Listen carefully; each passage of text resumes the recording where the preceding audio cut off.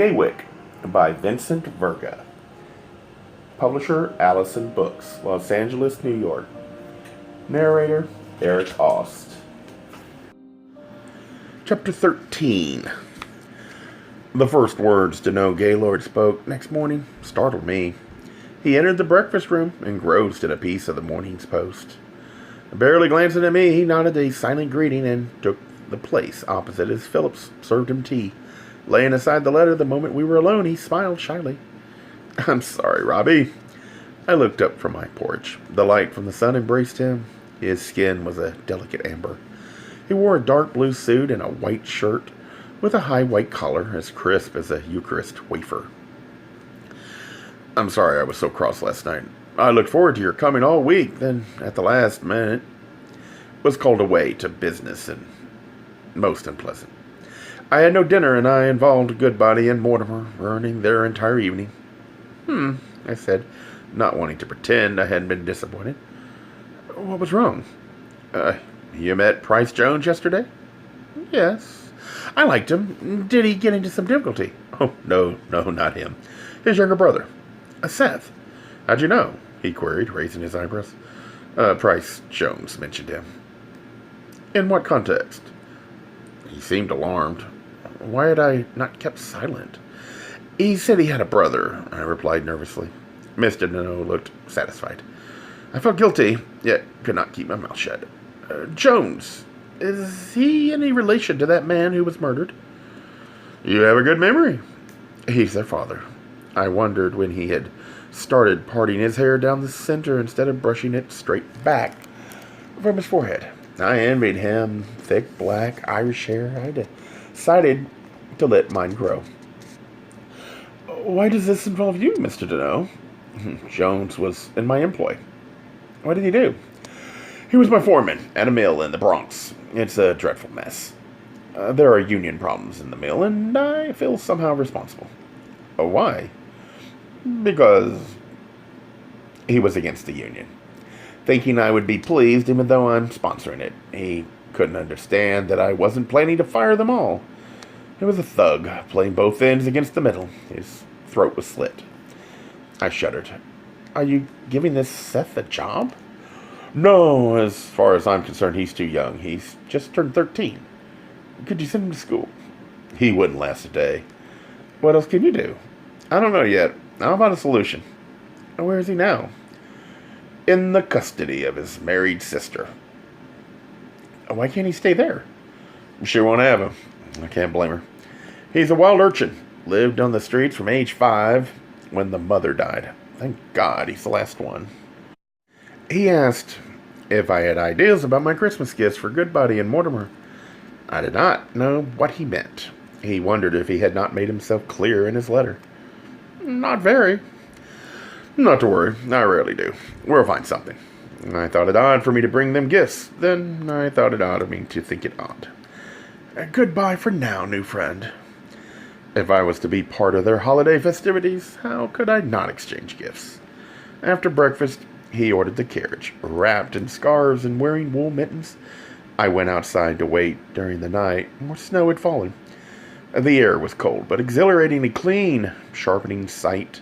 Traffic moved slowly. Horses, weary of the icy sheets, proceeded gingerly. We headed up 3rd Avenue by sled to the Ladies' Mile on Broadway. Our carriage, like all the others, was decorated with bells and buttons and holly, extending the holiday festivities from the shop windows into the streets.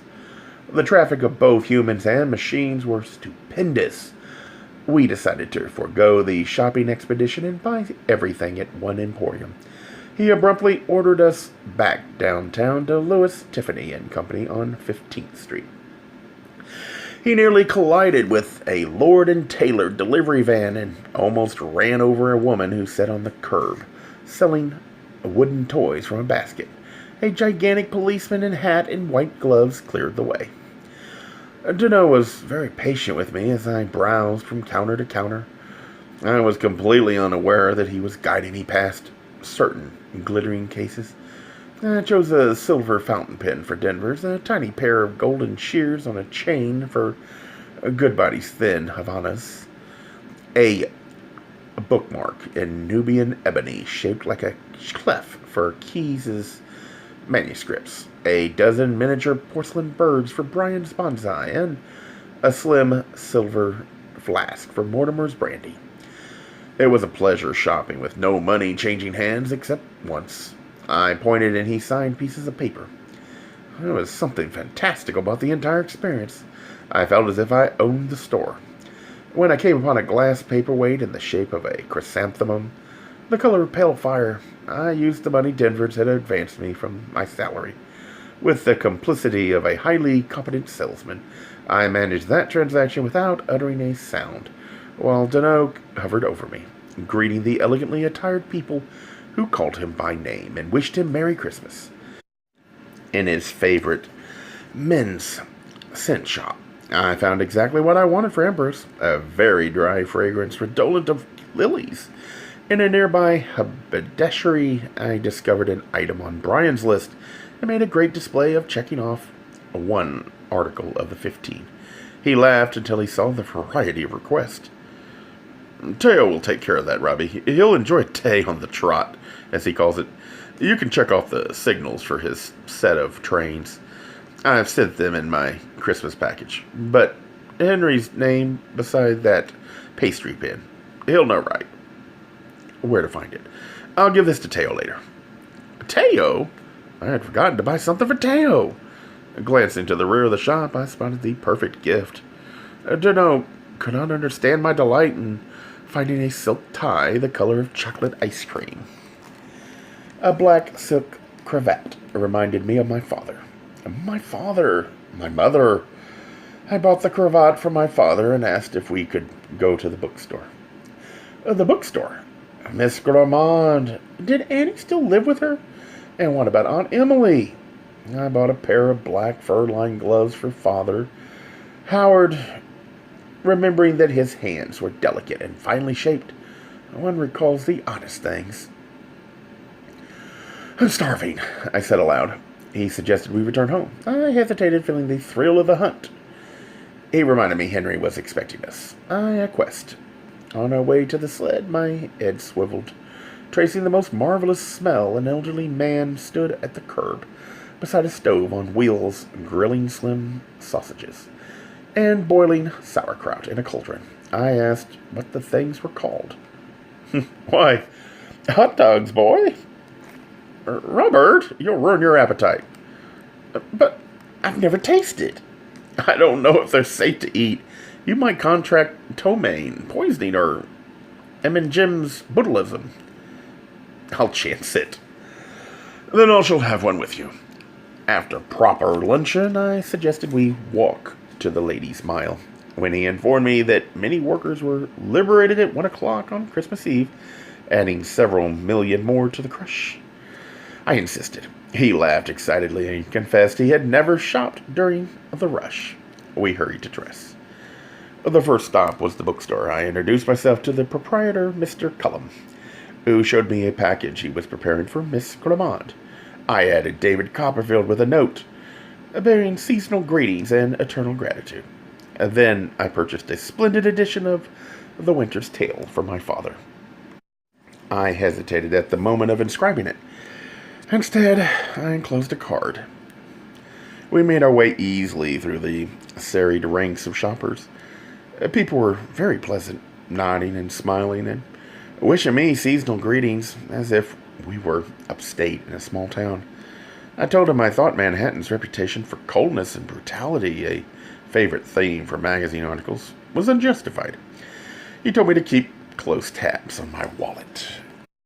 I stopped frequently to give small coins to begging children, and to examine the multitudinous wares street sellers offered from nearly every doorway and street corner. A circle of dogs yapped around a man carrying a placard advertising Maisie's Emporium. I spun around to ask if we could. He shook his head, drawing the line. It's like a fair, I called to him while buying a bag of cooked chestnuts. He nodded wearily. I could see his enthusiasm waning. I hurried into the first ladies' glove shop, sited on 21st and Broadway, to select a pair of short black leather gloves, 2 buttons only, for my aunt. He pointed to green suede ivory steps, elbow length. "But buy something cheerful, Robbie," whispered Danough. "These are very fashionable. She can wear them to church. She'll love them." "I'm sure," I said, smiling sweetly. "But I doubt if her mother superior would approve." He blinked, paused a beat, then sauntered away with flawless comedic blankness. When I laughed, he glanced slowly over his right shoulder, raised an eyebrow, and projected monumental indifference. Before disappearing into the assemblage of glove buyers while I was paying, he reappeared, waving a white handkerchief. I laughed again, reading the gesture as one of surrendering to despair and fatigue. I said I was finished, and he mumbled, "For Annie, not too fancy. Perfect for Annie." And then vanished again. He was very right. I purchased it, admiring the delicate lace and the discreet letter A embroidered in a corner. I found him outside, leaning against the shop window, smoking a cigarette. He gestured with his head for me to follow, leading me several shops down Broadway. He turned into one specializing in woolen goods. It was overly stocked with frenzied shoppers, but he grasped my hand and elbowed us to a particular counter. Triumphantly, he pointed to unbleached wool shawls from the Aran Islands. "Perfect!" I exclaimed. He nodded, very pleased with himself. "Hurry this along if you can. Believe it or not, it's practically tea time." Expecting to meet him on the sidewalk, I found him sitting in a cab at the curb, finishing the last of my chestnuts. All the while, he'd been making purchases of his own. The seats were crammed with packages. One box was larger than I thought I heard it speak. "What's in there?" "Two charming elves to wrap all of this. Let's go home." We were greeted at Gramercy Park by a full Victorian high tea as close to Mrs. Beeton's movable feast as I had ever imagined, while the Darjeeling steeped. He recited Cowper's lines in wonderful, mock-serious tones. "Now stir the fire and close the shutters fast. Let fall the curtains, wheel the sofa round. And while the bubbling and loud hissing urn throws up a steady column, and the cups, the cheer but not inebriate, await on each, so let us welcome peaceful evening in." We took that Christmas Eve tea in the main parlor. A full fire blazed, snowflakes fell outside.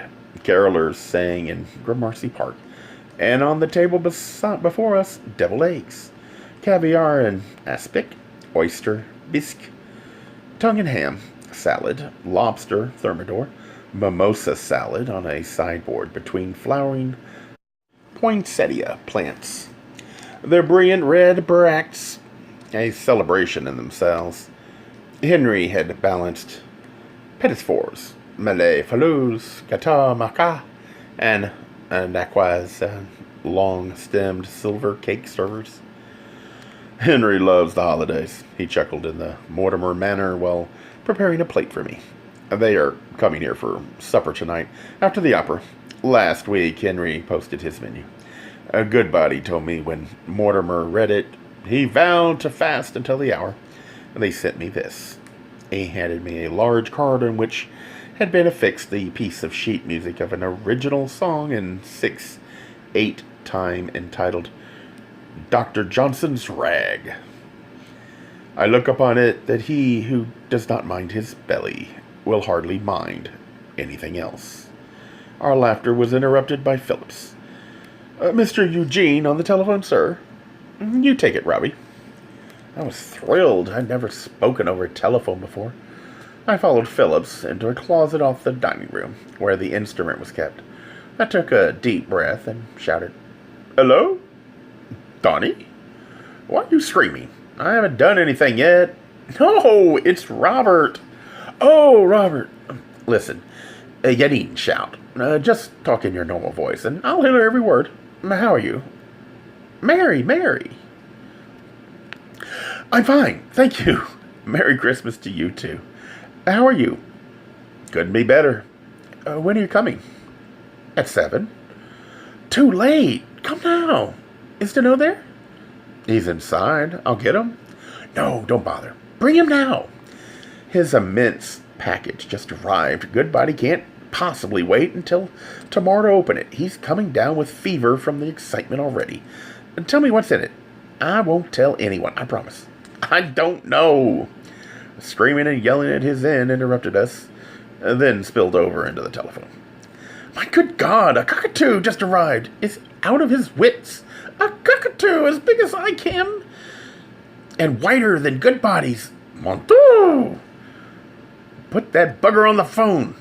Drag him if you must. Just a minute. Danough refused to take the mouthpiece. He won't talk to you. Robbie, tell him he's got 45 minutes. He wants to know what will happen if we're late. Everything. Tell him everything will happen. He says we'll be right there. We walked directly up the stairs to bathe and dress. I don't know what happened to me this year, Robbie. Normally, I detest Christmas. First Christmas, I thought.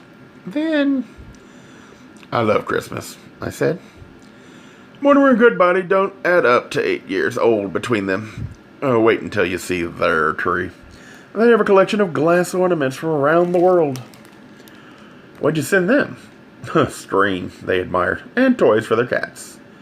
They have cats, I asked, pausing mid-step. 7. They share their house with 7, all relatives of Kale. 7 cats and a cockatoo. Oh, Christ, I never thought of that. Get dressed as quickly as you can. Gay Mysteries audiobooks. I think it is easy to hate a label, but a face humanizes the word. So this effort is twofold. To offer comfort to those like myself that your world didn't end because you don't fit into the view of acceptable society on both sides. And in hopes of helping those with family that are LGBTQ, that it doesn't mean we are aliens from the child they once knew. Reassure them so they can maybe be supportive at the same time, being true to their values.